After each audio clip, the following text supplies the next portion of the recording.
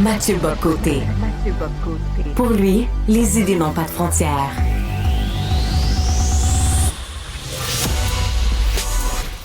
Au contraire, les idées mènent le monde. Réflexion, observation, échange, critique, solution. Mathieu Bock-Côté. L'ancien ministre Benoît Pelletier qui s'est éteint à l'âge de 64 ans. Sa famille donc a annoncé son décès. Il se trouvait au Mexique. De Montréal, je rejoins à Paris Mathieu Bock-Côté. Salut Mathieu. Bonjour. Alors, ministre sous Jean Charest, un grand amoureux de la Constitution aussi, hein, M. Pelletier? Ouais, ben surtout, je te dirais, un intellectuel qui avait fait le choix de s'engager en politique et qui l'avait fait pour de bonnes raisons, qui l'avait fait pour de belles manières, j'ajoute, et qui voulait vraiment servir je dirais son peuple, son pays, à tout le moins sa nation, puisque c'est un fédéraliste, donc son pays, je devine, c'était le Canada comme référence. Mais c'est un homme pour qui j'avais beaucoup d'estime. Alors, on a souvent parlé, toi et moi, de l'oubli de ce qu'on appelle le droit constitutionnel, hein, c'est-à-dire le remplacement du droit constitutionnel par la seule logique des droits et libertés depuis une trentaine d'années, donc le remplacement du droit constitutionnel par la logique des chartes. Et Benoît Pelletier faisait partie de ces constitutionnalistes, ces avocats, en fait, ces juristes qui étaient attachés justement au droit constitutionnel, qui savaient que c'était essentiel pour le Québec, surtout dans une fédération comme le Canada, qui avait à travers ça, c'était l'occasion de défendre l'autonomie du Québec à laquelle il tenait, dans le cadre fédéral auquel il tenait aussi.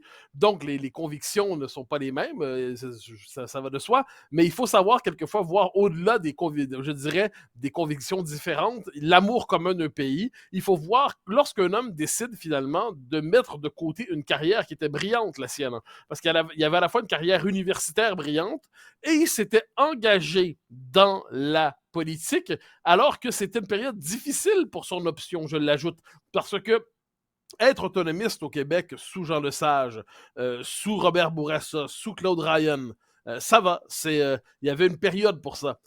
S'engager sous le signe de l'autonomisme et d'une logique fédérale qui se veut fidèle à la tradition fondatrice du pays, après 95, dans un contexte où la question constitutionnelle est laissée de côté, dans un contexte où la question nationale est absente, et vouloir faire valoir l'autonomie du Québec quand le régime fédéral cherchait à la piétiner sans remettre en question le lien fédéral en lui-même, c'était un pari.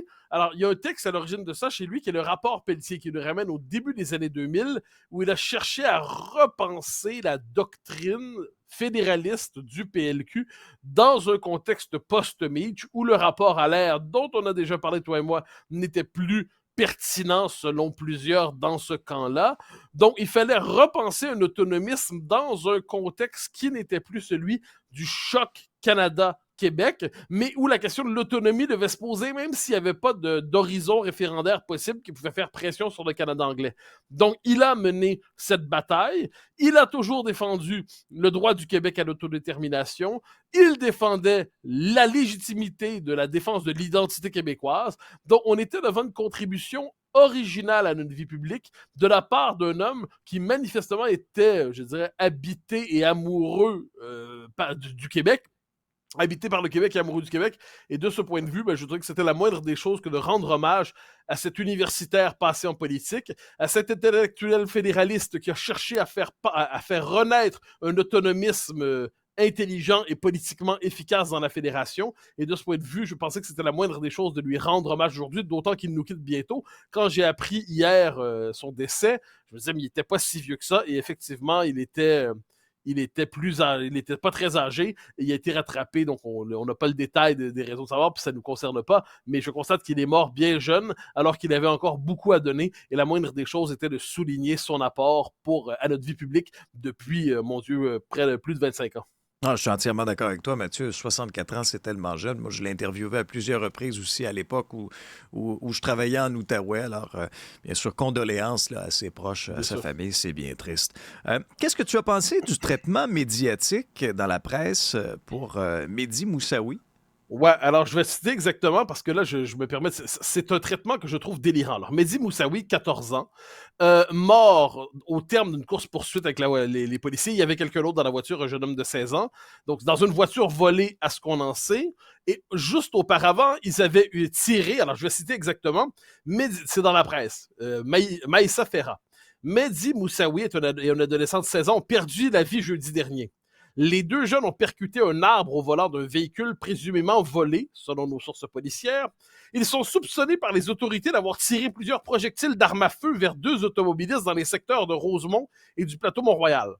Pour moi, le cœur de l'histoire est là. On est devant deux jeunes qui, dans une voiture volée, tirent sur des gens sur le plateau. Eh bien, le texte, la presse, et j'essaie de comprendre pourquoi, nous fait un papier, mais dégoulinant de sentimentalisme en nous disant, le père, je comprends que quand on donne la parole au père, le père, même si son fils tirait à l'arme à feu sur d'autres gens, je comprends qu'un père soit heurté par la perte de son fils. Puis ils disent, on aurait pu en faire autre chose, on l'a échappé. Mais là, tout le papier est consacré finalement à nous présenter Mehdi Moussaoui comme un petit ange parti trop tôt. Et là, je m'excuse, mais on oublie complètement, donc on tasse dans le premier paragraphe les faits majeurs, une voiture volée, tirée sur des gens, donc ça participe à une culture de l'insécurité réelle. Ça, tirer sur des gens dans une ville, c'est pas banal. C'est soit un comportement lié à des gangs, donc des gangs de rue, auxquels ils se soient, tout le moins différents gangs criminalisés, auxquels ils se seraient associés, ou alors, c'est le comportement d'un jeune homme qui est dévoré par l'idée de... Ça existe, des gens qui sont hantés par une forme d'esprit chaotique, qui veulent semer le mal, qui veulent tirer au hasard comme ça, ou qui tirent de manière précise. Et là, on nous présente ça comme si c'était lui, la victime. On nous présente ça comme si c'était la famille qui était là. Encore une fois, la famille, je comprends. Mais là, on nous présente le milieu comme d'habitude. C'est toujours comme ça. On nous dit de faire, c'est un enfant très tendre, très doux, très bon à l'école. On comprend pas ce qui est arrivé. Rien ne le prédisposait à ça. Sous-texte, la société l'a poussé vers ça parce qu'en lui-même, rien ne le poussait vers de telles actions. Et là, je ne veux pas accabler la famille. Mais je veux accabler la journaliste qui, dans les circonstances, nous propose un récit qui, à partir d'un fait, transfigure complètement ce fait pour nous présenter toute autre chose. Et c'est le récit, finalement, des deux potentiels criminels, à ce qu'on en sait, qui deviennent les victimes, qui deviennent les personnes qui ont le mauvais sort dans cette histoire. Et là, on nous présente justement comme un effet village. Et là, tout le monde se rapproche autour du bloc, puis on dit...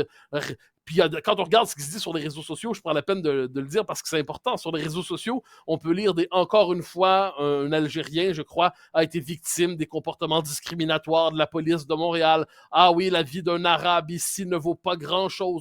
Et là, on lit ça à quelques endroits. Mais on occulte complètement la première partie de l'incident, là. Il me semble qu'il est l'essentiel. Je veux dire, moi, je ne sais pas, quelqu'un qui décide d'aller tirer avec une arme à feu dans le but de tuer des gens, c'est ça la nouvelle. La nouvelle, c'est pas que ses proches, les proches de ses proches, les proches des proches sont tristes. Ça, comme je dis, je respecte le sentiment de tristesse des proches.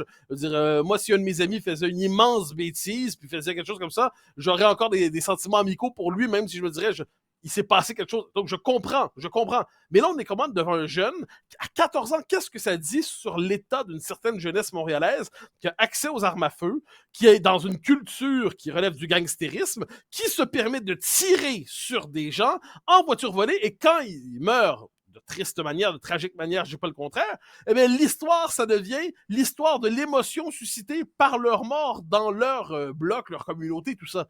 Et là, on se dit, il y a quand même quelque chose d'absolument fascinant. Je vois ça souvent en France.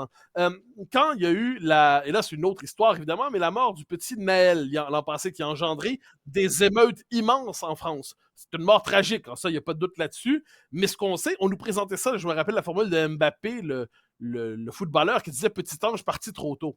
Bon, ou quelque chose comme ça. Et là, un instant, le jeune, et ça pardonne rien, ça justifie rien. D'ailleurs, le rapport de la police n'est pas encore établi une fois pour toutes. Là. On n'a pas les détails de ce qui s'est passé, même si on a vu la scène terrible, mais on n'a pas le contexte. Le jeune avait un sérieux dossier, à tout le moins, il était connu des autorités, comme on dit poliment.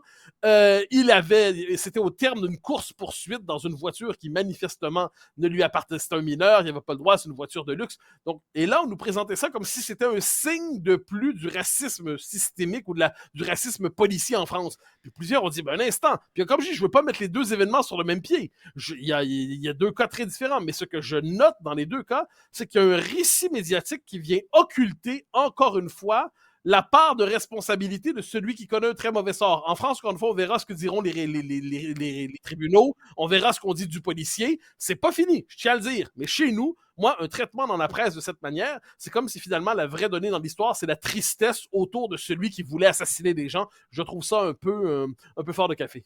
Et Mathieu, tu sais, s'il y a des appels au 911 qui entrent en disant il y a un véhicule en mouvement, puis il y a quelqu'un qui ouvre le feu aléatoirement sur des gens, ben j'espère bien que les policiers vont intervenir.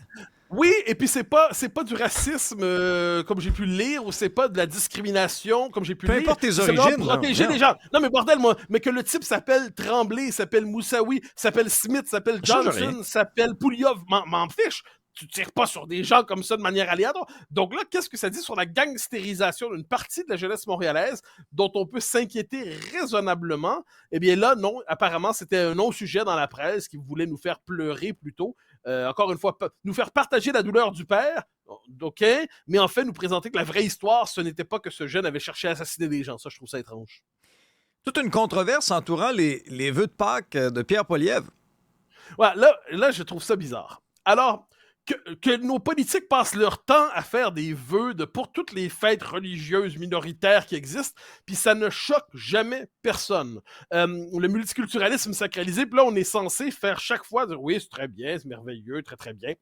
Et là, quand le chef conservateur décide, fait souhaite joyeuse Pâques et explique le contenu de la fête pour les croyants, puis je dirais même, soit dit en passant, pour notre civilisation. Hein. Il se trouve que l'Occident est une civilisation chrétienne. À l'échelle de l'histoire, nos racines sont là. Il se peut que dans un siècle, 2 siècles, il n'y en soit plus ainsi à cause des mouvements migratoires, mais pour l'instant, notre univers mental est encore celui du christianisme. Or, donc ça va même de soi, puis Pâques est au calendrier, Pâques est un jour férié, donc théoriquement, c'est normal de ne serait-ce que rappeler la signification de tout ça. Eh bien, on s'en est moqué, mais moqué sur le mode « ha, ha, ha ». Il prend au sérieux la signification théologique ou religieuse de Pâques.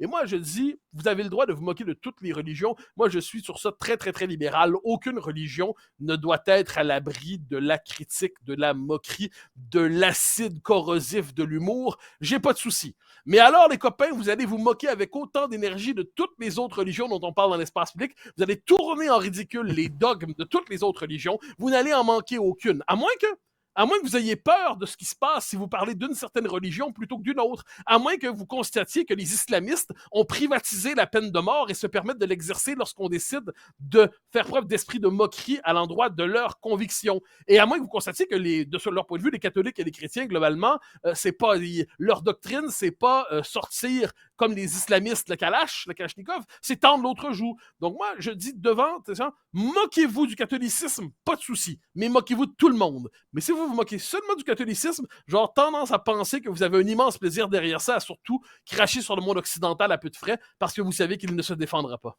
Et quelle serait la réaction si les gens se moquaient des autres religions avec la même intensité, Mathieu? Tu penses pas que rapidement, le racisme, il y aurait là, des étiquettes qui sortiraient? Exactement. Alors, racisme, xénophobie, islamophobie, bouddhophobie, probablement. On peut faire la liste des étiquettes, mais le catholicisme, c'est permis. Puis encore une fois, je dis, moi, j'ai pas de souci. Hein. Gênez-vous pas, mais gênez-vous pour personne. Mais si vous vous gênez pas juste pour des catholiques, je commence à penser que derrière ça, vous avez la frousse devant ceux qui sont moins accommodants et qui ne tentent pas l'autre jour en toutes circonstances. Hein? Comme quoi, toutes les religions ne sont pas interchangeables en passant. Merci Mathieu, bon épisode à toi. Bye bye.